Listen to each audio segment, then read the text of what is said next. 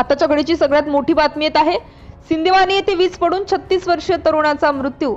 Police station Deolapar अंतर्गत सिंदेवानी गावातील शौचास गेलेल्या एका तरुणाचा वीज पडून मृत्यू झाल्याची घटना दिनांक 10 जुलै रोजी दुपारी 4 वाजताच्या दरम्यान सिंदेवानी येथे घडली। मृतकाचे नाव आनंद शंकर कुमरे, वय 36 वर्ष आहे।